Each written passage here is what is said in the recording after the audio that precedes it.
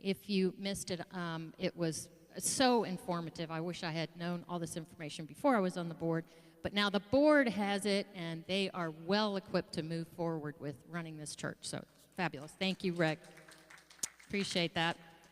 Let's see, we got a few announcements. I already mentioned Hope and Compassion. If you're new, Hope and Compassion Fund is, we had chosen 3 charities. The community chose 3 charities to support. Eastern Area Community Ministries, which houses the local food bank. Mary Hurst, which is a young girls' home. And we're never going to get this Peaceful Resonance, Peaceful Cities, the one that we did the meditation for last year. And we actually made good progress in bringing down violence in the city and promoting peace. So we're supporting all 3 of those, and we do a collection on the last Sunday of the month, and the basket is up front, and it will be during the last special music. We'll collect that. Also, one of our, Mary Hurst, one of our charities, is doing a carnival for their girls on June 1st, right after the girls get out of school. And we are sponsoring that this year, and it's going to be on June 1st from 11:30 to 1:30. I think that's the right time. And if you'd like to help donate towards the bouncy house and anything else, any other expenses that we're going to have for that, just write that on your check for Hope and Compassion and put designated to Mary Hurst Carnival on your check. Otherwise, we're going to still use our Hope and Compassion money that we would be giving to Mary Hurst for that carnival. And also, if you're interested in volunteering for that, we'd love to have a couple of extra hands. I think it'll be a really fun day, helping the girls, do some just fun, silly carnival stuff and running around. Hope for good weather. That's what we need, is some good weather for that. That's our Community Connections Committee. They're doing a great job. This is, should we have one more week of collection for EACM? You guys are doing a great job. I see a lot of non-food items back there. But I think we'll do one more week for that collection, and then next Monday I'll pick it up and take it to EACM. May 12th is our next Crystal Bowl meditation. That's also online. That doors open at 6:30 and it starts at 7. I'll just go through these quickly. The Sunday Energy Exchange is the first Sunday of the month. Women's Spirituality Group meets second Saturday of the month. And Spiritual Expressions is the second Wednesday of the month. Okay, I think that's it for all our announcements. Val's giving me the thumbs up. Okay. All right, so we got to do our jokes. Thank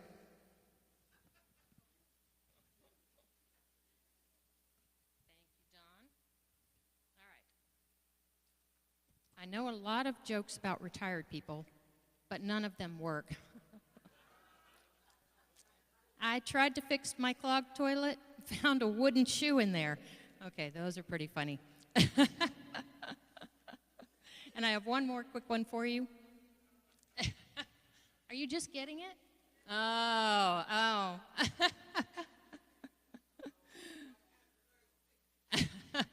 Linda. All right, quick one. A friend was in front of me coming out of church one day, and the preacher was standing at the door shaking hands. He grabbed my friend by the hand and pulled him aside. The pastor said to him, "You need to join me in the army of the Lord." My friend said, "I'm already in the army of the Lord, Pastor." Pastor says, "Well, how come I don't see you except at Christmas and Easter?" He says, "Because I'm in the Secret Service." Greet each other in love and joy this morning.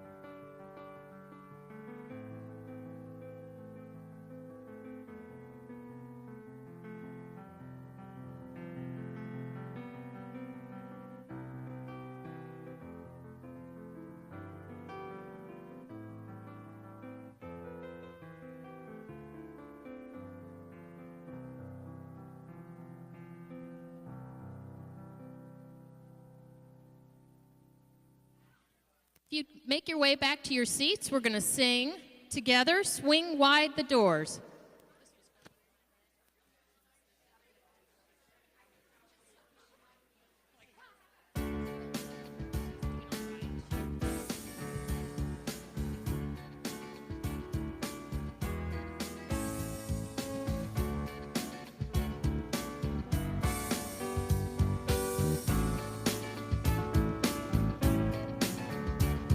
Swing wide the doors, the time is right.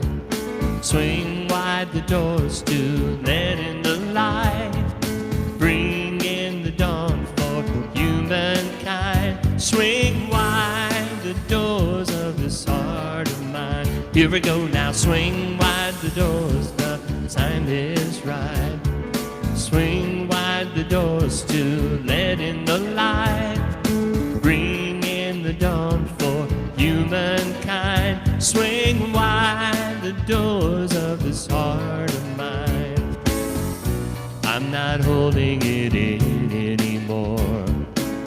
I'm gonna shout it out loud. I understand now what I'm here for and what this life is about.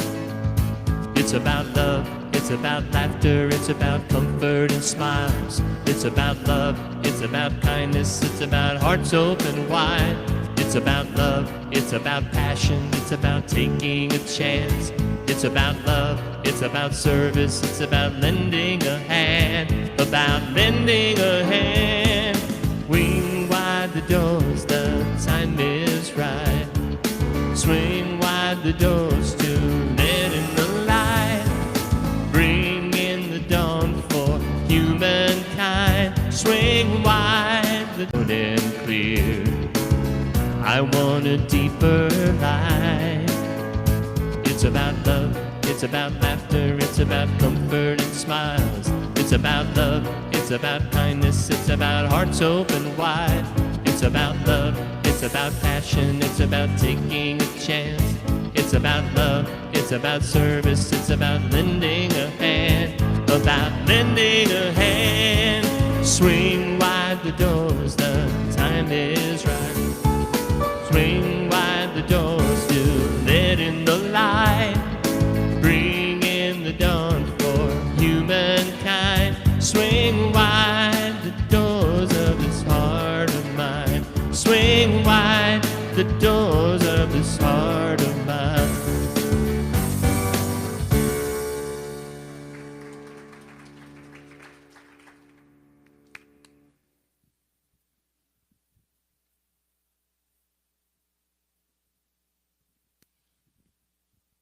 Before the reading for today, I just want to say that there was a little mistake.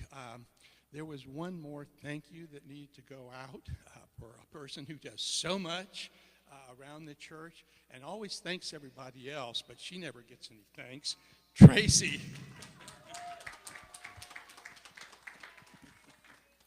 So the theme for the reading today is simplicity.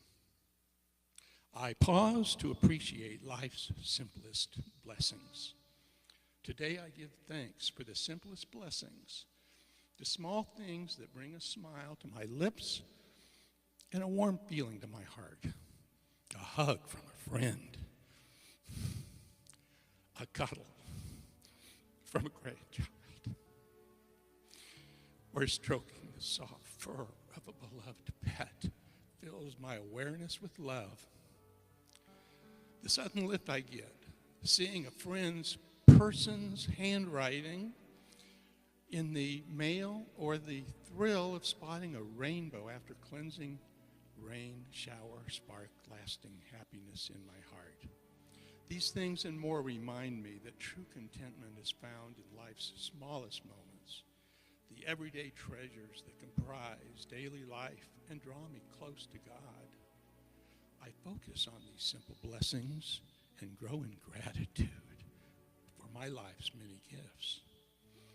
And we finish with Psalm 144, verse 15. Happy are the people to whom such blessings fall.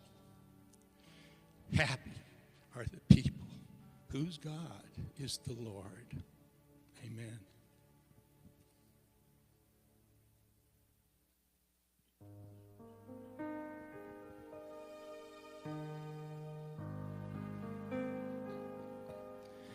Our Creator, which art in heaven, hallowed be thy name.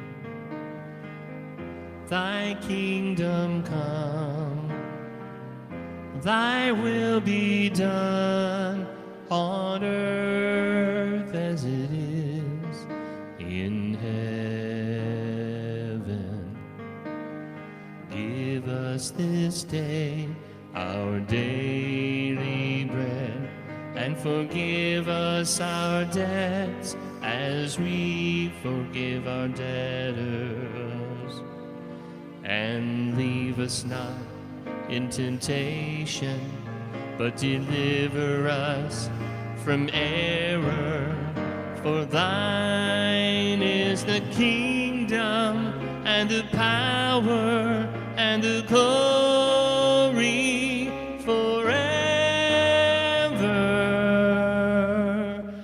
Amen.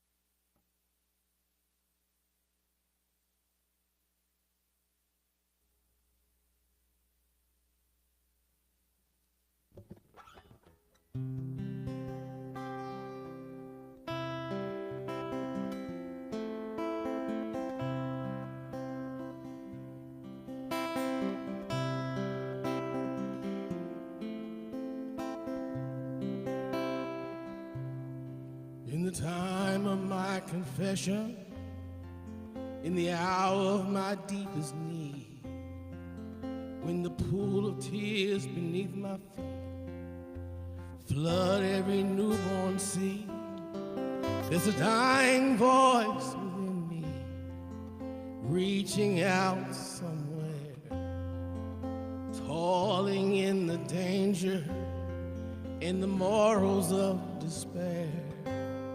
I don't have an inclination to look on any mistake. Like Cain, I now behold this chain of events I must break. In the fury of the moment, I can see the Master's hand in every leaf that trembles, in every grain of sand. Oh, the flowers of indulgence in the weeds of yesteryear, like criminals, they have choked the breath of conscience and good cheer. The sun beat down upon the steps of time to light the way, to ease the pain of idleness in the memory of decay. I gaze into the doorstep of temptation's angry flame, and every time I pass that way, I always hear my name. And onward in my journey, I come to understand that every hair is numbered, like every grain of sand. In the fury of the moment, I can see the Master's hand in every leaf that trembles, in every grain of sand.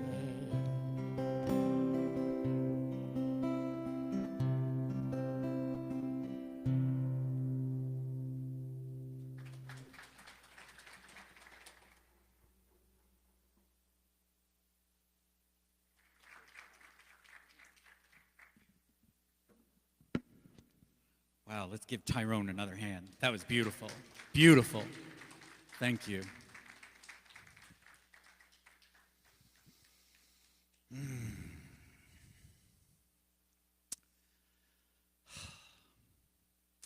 So we are standing on a bridge.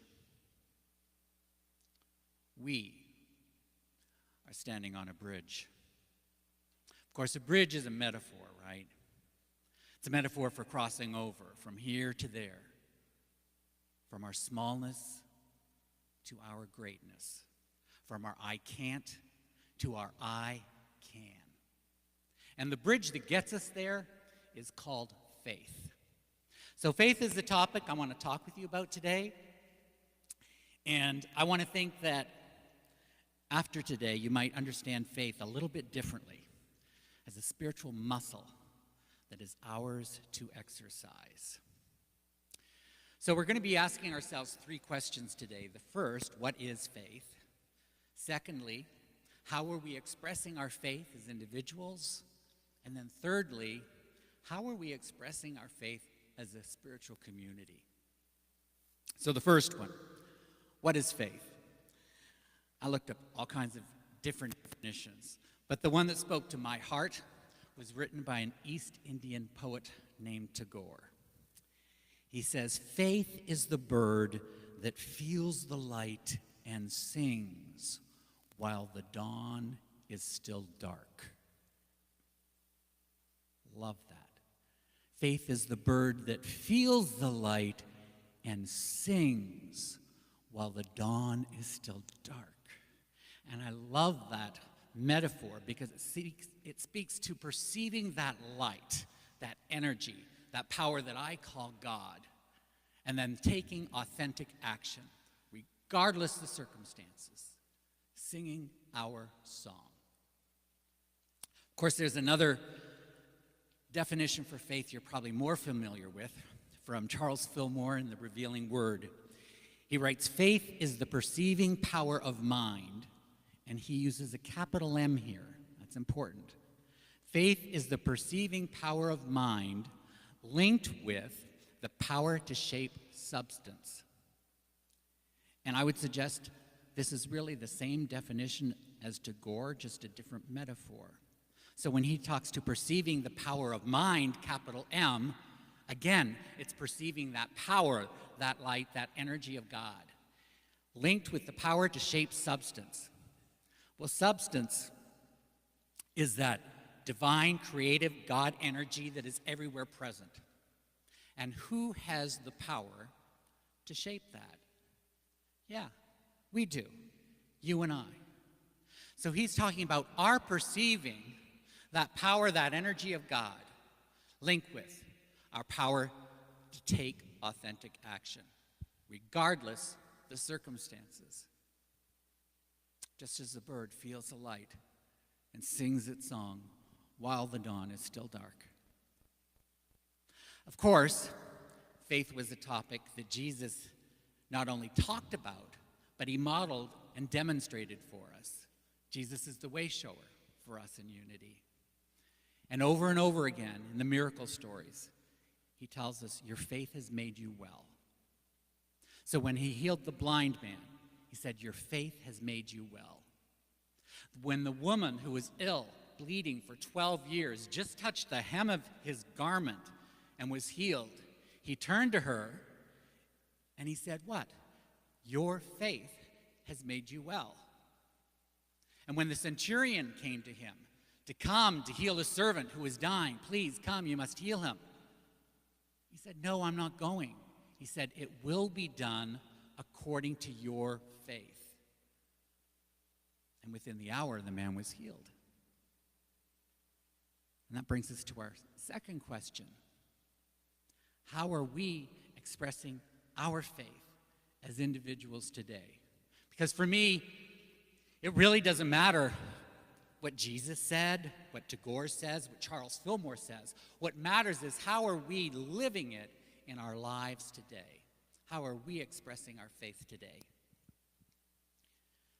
So how are we doing that to change a relationship that needs healing? into a relationship of wholeness? How are we using our faith to move from a life of addiction to freedom and gratitude? Or from a sense of poverty and lack to abundance and gratitude? How are we using our faith? And you see, I don't know what your next step is, but I do know that power of God, that light, is calling you to step over that bridge and make it happen. I think if each of us have journeyed over that bridge in different times in our lives. So I want to share one of my stories. This is the bridge of faith to becoming an ordained Unity minister, which I did kicking and screaming. So it starts about 20 years ago. I was in Kansas City for a job interview for the weekend at Unity Church of Overland Park. And while I was there for the job interview, the vice president said, "Do you want to go to the village?" And I thought, the village? Is that a shopping center? And she said, "No, Unity Village." I thought, oh my gosh, Unity Village is here? And she says, "Yeah, it's just 20 minutes away." Well, you don't understand that for me, this was a place I read about in books, I'd seen pictures of in the calendar, in Daily Word, and oh my God, it was just 20 minutes from this place I was applying for work. Sure, let's go. Who else has been to Unity Village before? Yeah, you don't forget your first time, do you? No, the memories. I'll never forget the image coming off the off-ramp and seeing that tower. And then walking down, down in the tunnels. All the buildings are connected underneath. So during storms or inclement weather, people are safe to go from building to building. And down there, I could feel this energy as if I had been there before, as if I was coming home. And I come to realize it was about coming home to myself. And I knew in that moment that if this church offers me the job, I'm supposed to say yes. Don't worry about your job. Don't worry about your church back in Houston. Don't worry about any of that. You're supposed to say yes. So a few weeks later, I'm working at Unity Church of Overland Park, and I'm taking spiritual education and enrichment classes at Unity Village. And I'm not really a classroom kind of guy. So during classes on the breaks, I go outside, and they have this beautiful, beautiful courtyard with rose gardens and fountains and trees and benches. It's just gorgeous. So I'm out, and I'm wandering around every time on the breaks. And on one of these breaks, I return to my class, and one of my classmates says, "Isn't it great that they've repaired the Bridge of Faith?" And I said, "Where's the Bridge of Faith? I'd like to see that." And they said, another duh Greg moment, "It's in the middle of the courtyard going over the water fountains." And I realized in that moment I'd never crossed the Bridge of Faith all those times. So I knew what I was supposed to do. So after class that day, I went up to the bottom of that little bridge, and I step by step went to the top of the bridge, and I just stood there and I sobbed. Just tears of release, letting go my resistance, letting go the I can't, letting go the need for perfection, and embracing a possibility, just a possibility, that maybe I can. Maybe I can. Maybe I can learn. Maybe I can come to love myself, all of myself, so that I can come to love all of everyone else that I'd be called to serve. Maybe. So that was my crossing over the bridge, a bridge I continue to cross over, to let go of those beliefs that no longer serve me, and cross over a bridge of I can.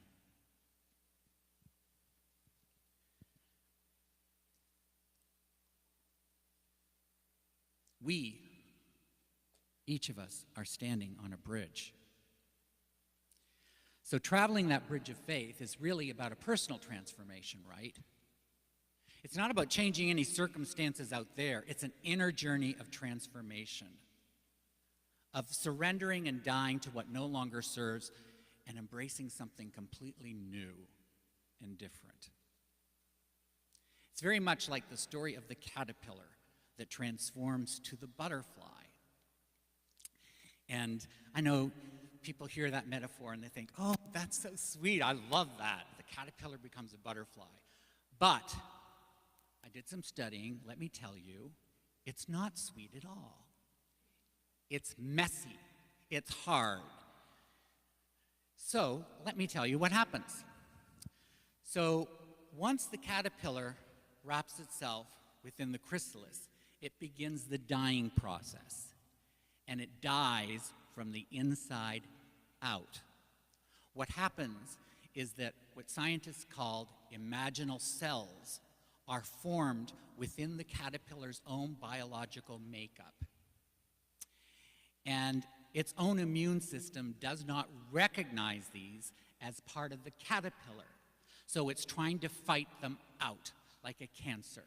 And it's fighting, and maybe it beats a cell, but then there's another cell, and another, and another, until it's fighting for its life, fighting for the only life it's ever known. Have you been there? The only marriage I have ever known, the only career I have ever known, the only church I have ever known. Until finally that caterpillar can't fight anymore, and it surrenders and it dissolves into complete and total mush.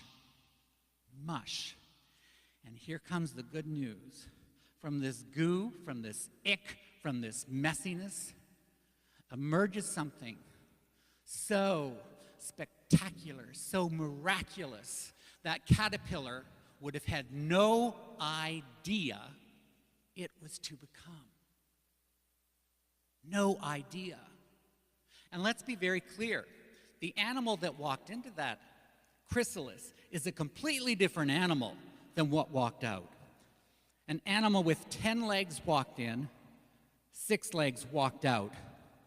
The caterpillar was basically an eating machine, much like our society today. It consumes, consumes, and consumes its entire environment. That's its job. The butterfly, on the other hand, nearly undetectable digestive tract. Nearly undetectable. And whereas the caterpillar was sexless, the caterpillar has no sex. The butterfly, for all practical intentions, is like one big, giant sex organ. Its whole purpose is to procreate, procreate, procreate, rather than consume, consume, consume. So this transformation isn't simply the butterfly or the caterpillar learning to grow a pair of wings. It is completely surrendering to a way of being and allowing something new to emerge that is already there and it cannot imagine for itself. You and I are standing on a bridge. And I would suggest that we are meant to fly. So I believe Unity East is in its own chrysalis stage right now. It is becoming, it is unfolding, it is releasing what it has been, and it is intended to become something you can't even imagine yet. You can't even imagine yet. We are a microcosm of the global transformation that is happening. You see the chaos, you see the breakdowns of systems that have always been, always relied upon, breaking down, and they need to, because something better, more practical, more life and love affirming is wanting to come forth. We are the bird in the dark at dawn, and we are called as a spiritual community to sing our song, even though the dawn is still dark. Barbara Marx Hubbard is a spiritual visionary and author. Yeah, I love her stuff. She's a founding member of the Association of Global New Thought, of which Unity is a part. And she writes this: I believe that what we are becoming is new and open-ended, that we have not yet fully experienced our potential. No kidding. As we learn to use our radical new powers of science and technology, combined with our higher consciousness and our deep wisdom, we will give birth to a society equal to our spiritual and social potential, and a new humanity that is yet only imagined in its full expression. We are the crossover generation from one phase of evolution to the next. We are a crossover generation of spiritual community and food for a new generation. We are standing on a bridge. There's another poem I heard I wanted to share. This one's from a woman named Sonia Renee Taylor. It's called Call to Dream. She says, we will not go back to normal. Normal never was. Our pre-corona existence was not normal, other than we normalized greed, inequity, exhaustion, depletion, extraction, disconnection, confusion, rage, hoarding, hate, and lack. She writes, we should not long to return, my friends. We are being given the opportunity to stitch a new garment, one that fits all of humanity and nature. Wow. We are standing on a bridge. So to close, if you'll come help me out, that'd be great. To close, I'm going to invite you to go with me on a little visual meditation, a guided meditation. And we're going to go back in time. We're going back to June of 1951 and the dedication ceremony for the Bridge of Faith at Unity Village. So I invite you to close your eyes now, if that's comfortable, if you'll go with me on this journey. Close your eyes as we go back in time, back to a wonderful, beautiful June day in 1951. And imagine you are sitting outdoors. This roof is gone, and we're outdoors, and we're sitting in this beautiful courtyard. And we can feel the warm sun shining down on our skin, on our face. We can feel the light trickle of the breeze floating by, the hair standing up on our arm. We can feel the energy and the hubbub of people next to us, people seated behind us and around us. And there's music playing. There's music playing in the distance. As we sit and we take in this beautiful June day at Unity Village. And we're here to bless and commemorate the Bridge of Faith. And we hear these words, these exact same words that were spoken that day in June of 1951 by Unity minister Ernest Wilson. A bridge is an affirmation. It is man's assertion of I can to nature's challenge, you cannot. It is a symbol of the pathway from frustration to fulfillment. And this is the essence of the message of our founders. The greatest testimonial we can give to Charles and Myrtle is not to admire what they had accomplished, but to find in ourselves that same quickening spirit. These are troubled times, and the dark shadow of war is on the world. Thousands of young people are giving the greatest measure of devotion for ideals. If ever there was a time when men should lift up their hearts and find a pattern of faith to emulate, it is now. If ever there was a time when men should lift up our hearts and find a pattern of faith to emulate, it's now. And so we pause and we move deeper into that inner chamber that Jesus spoke of, where the kingdom of God resides within each of us. That inner chamber that is sacred, that is holy, that has never been abused or hurt or desecrated. And we listen for that still small voice in what might be ours to surrender. What thought of I can't is it time to let go of? To step over that bridge and embrace the possibility, I can, I will,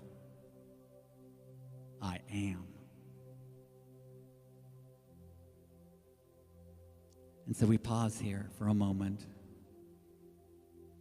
just allowing the music to guide us deeper and to listen to that still small voice within each of us, calling us to cross over that bridge.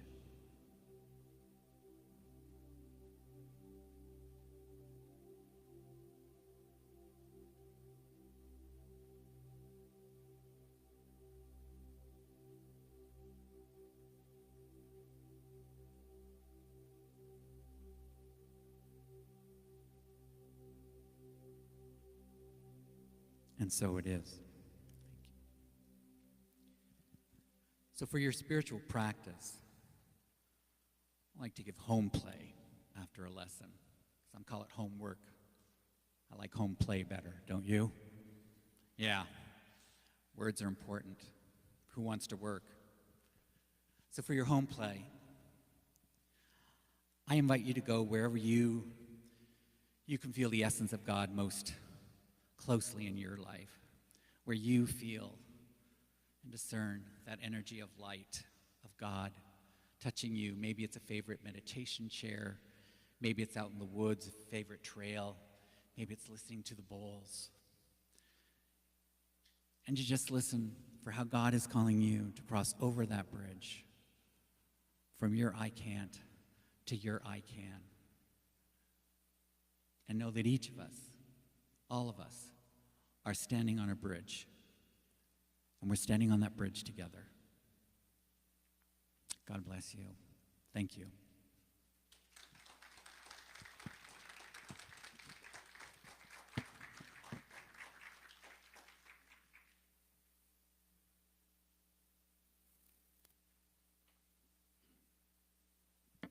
Thank you, Greg. That was just beautiful. I don't know if there are any dry eyes in the house today.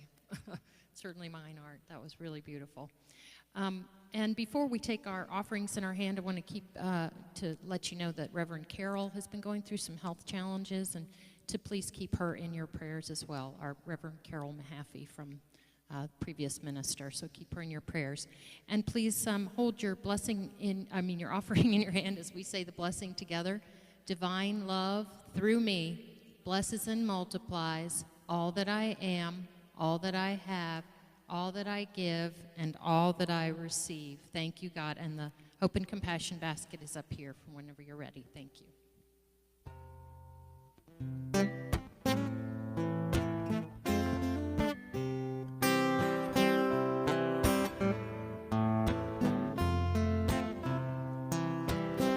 People get ready, there's a train to come. get on board. All you need is faith to hear the diesels coming. Don't need no ticket, just thank the Lord.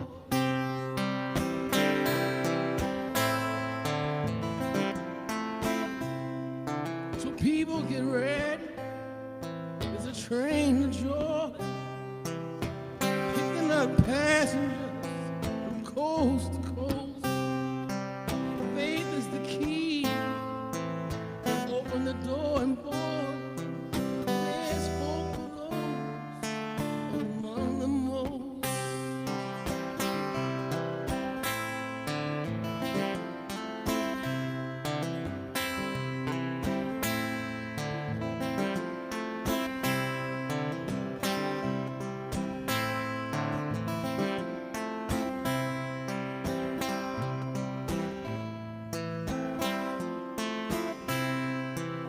People get ready, there's a train coming. Don't need no ticket, you just thank the Lord.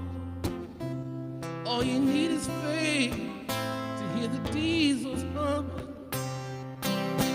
Don't need no ticket, just thank the Lord.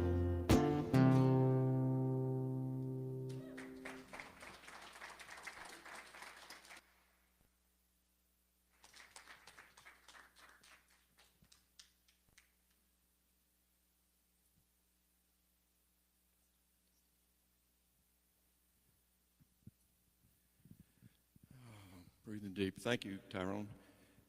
We bless these offerings for all the energy they're going to put into our world and the peace they're going to bring. And most of all, we bless all those who give, because we remember what we give, we receive back tenfold, and that makes more good. And we say thank you, thank you, thank you. And so it is. Yes, thank you so much for your gifts so they keep our mission going. Our mission is such a good one. It's really, really important, so thank you. Oh, yeah. Now, if you'd like to stand, we're going to say the prayer for protection together. The light of God surrounds us. The love of God enfolds us. The power of God protects us. The presence of God watches over us. And wherever we are, God is, and all is well. And we have children this morning. Do they want us to sing? Okay, we'll sing to the children. You were walking as the light, as the light, as the light. You were walking as the light of God. As light, as the light, as the light, as the light, as light, as the light, as the light of God. You were walking as the love, as the love, as the love. You were walking as the love of God. As love, as the love, as the love, as the love, as love, as the love, as the love of God. You are walking as the joy, as the joy, as the joy. You are walking as the joy of God. As the joy, as the joy, as the joy, as the joy, as the joy, as the joy, as the joy of God.